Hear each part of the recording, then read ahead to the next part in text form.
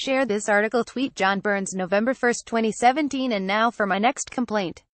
The topic keeps coming up. Why aren't more people buying motorcycles when applied to millennials? We conjectured a few whatevers ago, after minutes of careful thought and some research including opening our eyeballs, that they're not buying more motorcycles because they have no money.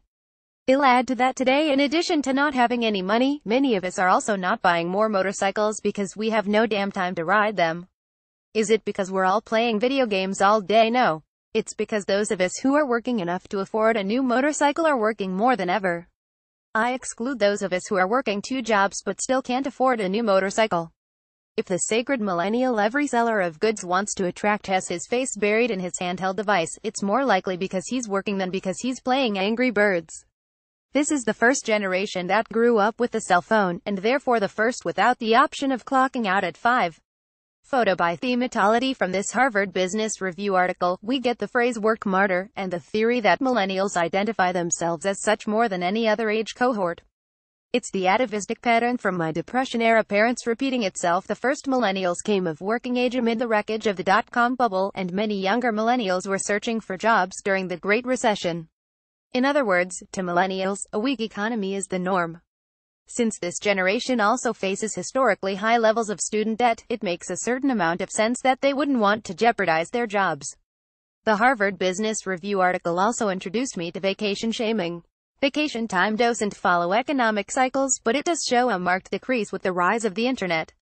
The important takeaway here, kids, is people who take all their vacation days are more likely to get raises and bonuses. Try to seem less needy and desperate. People don't just have that sense of insecurity for no reason. I stumbled upon All Work and No Pay, the great American speed up in the left-leaning but right-on-the-money Mother Jones. To understand how we got here, first let's consider the Ben Franklin, Horatio Alger, Henry Ford or myth to balk at working hard, really, really hard, brands you as profoundly un-American. Who besides the archetypical Japanese salaryman derives so much of his self-image from self-sacrifice on the job? Slacker is one of the most biting insults available in polite company.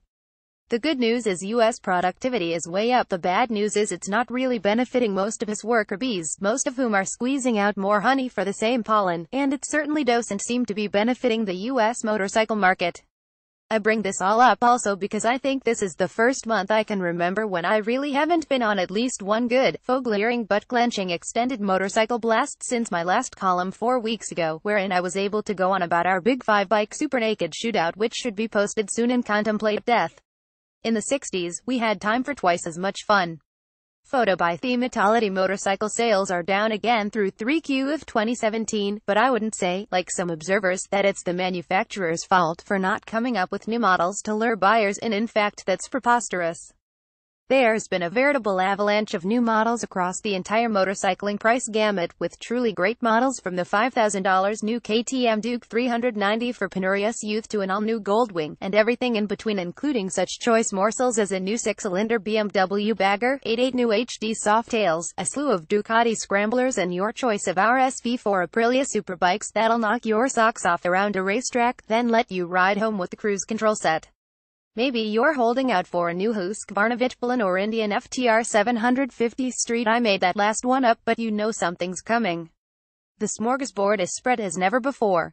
The Husqvarna Vitplan, which I won't be riding anytime soon, if ever.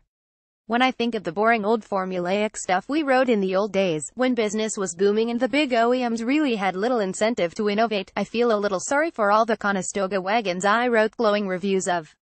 The downside of that explosion of new models is that I now spend more time sitting on my patio writing about new bikes than riding around on them.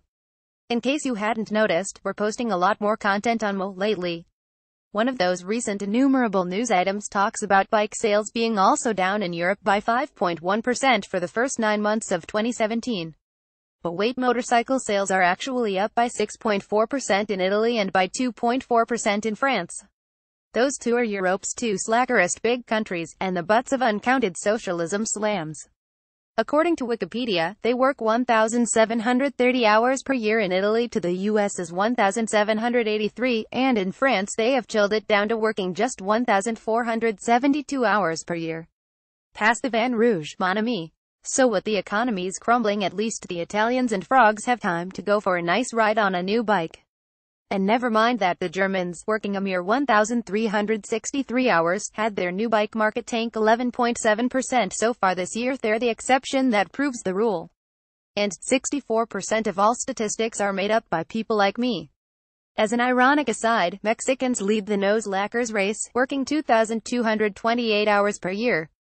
Okay, well, sorry I don't have a better whatever for today, but all work and no play makes John a dull boy.